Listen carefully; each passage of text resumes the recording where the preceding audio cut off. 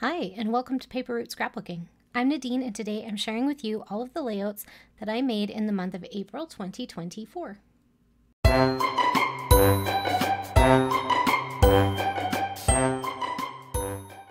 All right, friends, so let's have a quick look at some of the things that I was up to in the month of April. So one of the things I started working on is this mini album for my grandchildren of the trip that they made out here last summer. And I'm hoping to send it to them before they make their trip out this summer, just as a little reminder of all the fun things that we can do while they're here, about the plane ride, that sort of thing. So this is them waiting at the airport, getting some booster juice, which is kind of a special treat. This is them on the plane, and then this is my youngest walking with his niece at the airport, or just after we left the airport, I guess. And then it kind of goes like this. Then we have this one where we went to a playground in the morning, and the kids are playing at the park. So they can have a peek at that. And then on the back of this one, it is their mom and dad and uncle and auntie sitting around the fire in grandma's backyard. So I'm hoping that having them have a book to look at before they come out again will help them with the transition. So that's what I'm doing with my Discover and Create album. So those are the 4 pages that I got done this month. I hope to get more done in May. We shall see. So this is my stack of 12 by 12 layouts. So I did 4 6 by 8 pages, and I did 18 12 by 12 pages. So this is one that I did for my local scrapbook store on a live video on their Facebook page. And it is called Create Red Deer. I'll have it linked in the video description if you want to scroll through there and see the live videos that are on there. I go live about once a week for the store, creating a 12 by 12 layout with various products. So this one was all about a collection called Sea Breeze, and I used a tropical collection to scrapbook some travel photos of a maritime museum in the Atlantic, Canada. So there's that. This is one I also talked about how I didn't do much journaling because I had taken a photo of the placard that was there. So that did a lot of my journaling for me. So yeah, this collection is actually quite cute. It was a lot of cut aparts, but inexpensive, which was cool. So that's one. This is another live stream that I did for the store, and it was all about using cut apart cards in a collection. So this was a sheet of 2 by 2 squares, and I cut it up and made it into a grid layout. And this was the Here, There, and Everywhere collection by Echo Park. And yeah, just did a little bit of a grid with those 2 by 2s, and it turned out super cute. They do the work for you really when you have all those pretty patterns and icons and such. And this is I think this was a 4 by 6 cut apart card that I used a circle punch to punch out the title for my layout. And this was another live stream for the store, and it was using a birthday collection to scrapbook about everyday life. And it was, I think, Make a Wish Boy by Echo Park. And it was all about really using the B-sides of a collection. So yes, if you look really closely, it's kind of birthday themed. If you look really closely at this red pattern, for example, it's like cake sprinkles, polka dots, lines, stars, more dots, stars, a grid, stars, the stripes. But really, does it need to be a birthday? No. So I scrapbooked a picture of my granddaughter swinging in the backyard next to her brother, and I think it turned out really cute. Got to use those B-sides. This one was from a YouTube hop for Ginger on Ginger's Corner. She reached a milestone of 5,000 subscribers. So we all joined in to celebrate with her, and she is big on using up those scraps. So I grabbed a kit that I had used to teach a class at the store, and it was almost used up. So I was like, what can I do with this? And so I punched, taking a cue actually from the collection. So this is, I think, the Farmer's, no, it's called like Harvest Market or something like that, collection by Simple Stories. And there was a page in it that was all hexagons. So I took a hexagon punch and punched out a bunch of hexagons. Actually, I think I used a die because this one has the stitching things around the outside. So I used a die and cut out a bunch of scrap hexagons out of my smaller scraps. And then I just made a little hexagon pattern using all of that pretty patterned paper to make a layout with scraps. Was super fun. So there's a video for that one on my YouTube channel if you're interested. And if you like the idea of using scraps, maybe follow along with the hop as well. So there's that. And then, yeah, so that was fun. And then using that up inspired me to use more of that collection.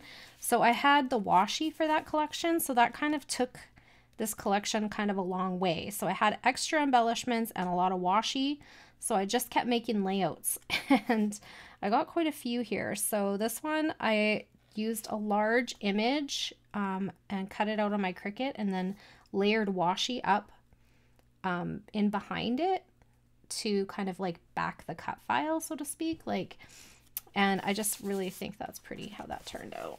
So there's a good use for washi. This one got a lot of attention on my Instagram, and it is also with the washi, and it's just strips of washi going at a diagonal and kind of making a bit of a pattern with the washi.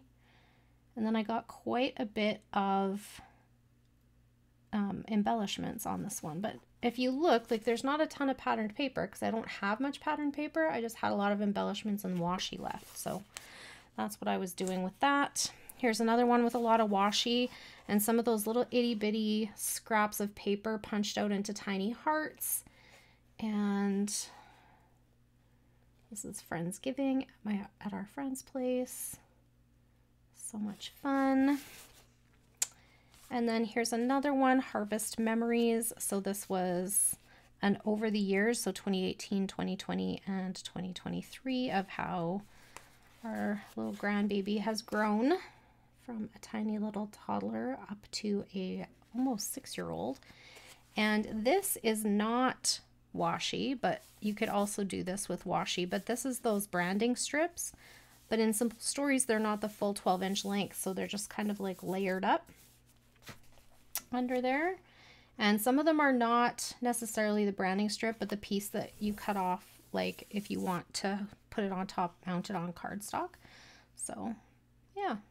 And then some smaller scraps as well, punched into different shapes. And then this is another one with washi where I just made like a chevron kind of design. It didn't look super pretty in the middle, but that's okay because I covered most of it up with the photo. And then a cut apart card. And again, with these are actually cut from the patterned paper. So there was a pumpkin page and I cut a bunch of the pumpkins out, pumpkins and gourds and whatever. And same with the acorns. And then some of those smaller scraps again punched into shapes just to use on the layout. So not a ton of patterned paper left, like I said, but I still got quite a few layouts out of this. This one was kind of, what did I have left? And I just layered it up on here and put a title on, grabbed some cardstock to mount my photos, and that was that. So I did a pretty good job of bashing this collection. So this was the only strip of paper that I had left. So that will probably go either into a collection that has a similar, like if I can find a collection that has this yellow and pink colors, I'll throw it in there. If not, it'll just go in the recycling. Now I finished all of the papers, except for that strip. I finished this whole sticker sheet, got used up. And same with the chipboard stickers from that same collection is all used up. I got all of the, oh no, this isn't from that collection. Are any of them? No, but I took a bunch of, that's what I did. I grabbed a bunch of enamel dots that were like close to their end, but also matched with this collection. And so I used up 4 packs of enamel dots. And then this is where I keep my twine stuff. So as you can see, I used up the last bits of some twine on these pages, and so that is finished as well. So that's 1, 2, 6, 7 packages of something used up. That's exciting, hey? I don't really want that glaring at you. Let me move it. And then I taught a class at the store with this little ladybug collection from Echo Park, which I just thought was adorable. And I also, what else did I use for this class? I talked about our Doodlebug doilies, which I love. Some of these little smaller alphas. And some of these are just old, like these ladybugs, for example, were just like stuff I had in my stash. But yeah, so this was one of the layouts from that class. Oh, and the film strips from 49 in Market. We also used those. So this was one. I did 6 layouts for this class. This is another. I don't know where these came from. They were like, they were stickers, but they were like all cut up. So I must have got them secondhand from somewhere. So, but they're really cute, these layered up stickers. And they went really well with this collection too, color-wise, you know? So there we go. It's another one. This one is hard to tell what it is, but it's a ride at the fair, so you can see the kids inside and stuff, but it's hard to see just looking at it. But it's a ride at the fair that's all strawberries, because there's lots of strawberries in this little ladybug collection. This is a zoo layout with the little ladybugs. So fun. This is, we didn't find ladybugs, but they were definitely hunting for bugs, so I thought that went really well. And so funny, my granddaughter actually tried to snack a worm right after I took that photo. And then this was another one of the zoo, using that little ladybug collection again. And this time I used up a dollar store package of stickers with, they're called handmade shaker stickers. So it had like these little flowers. I don't know if you can see them even, but they have little beads inside. And then they also had like these guys on there. So they were super cute and went really well with the collection. So got that used up too. And then this was another live stream that I did for the store.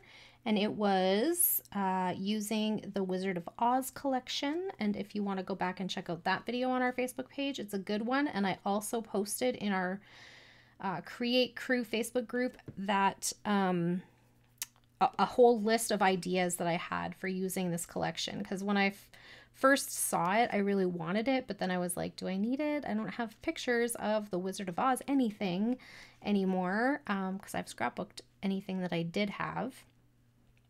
But then I started to look at the themes and the sayings and the quotes from the movie, and I was like, nope, I can totally use this collection. So if you want some more of those ideas, they are on our group page. So, and this, again, with the 49 in Market film strips, I'm a little bit obsessed with those. They're pretty awesome. And the Doodlebug doilies too. I've been using them everywhere. And then this was my last live stream. I did this one yesterday.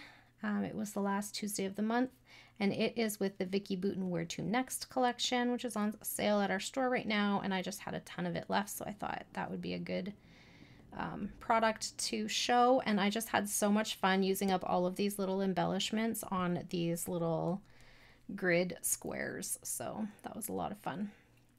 So that is it. I did 18 12 by 12 layouts in total, and I did 4 6x8 layouts, and I used up, how many did I say? 1, 2, 7, 8. 8 packages of embellishments got completely bashed, which is super cool. And I don't know about you guys, but I get really excited when I use up a whole sticker sheet or a whole paper collection. So that's pretty fun for me. And I've been kind of trying to keep track of that this year. So I've been having fun with that. But yeah, I think that's it for today. Thank you so much for hanging out with me. If you have any questions or comments, just leave them down below and I will get back to you just as soon as I can. I hope everyone has a great day. Bye for now.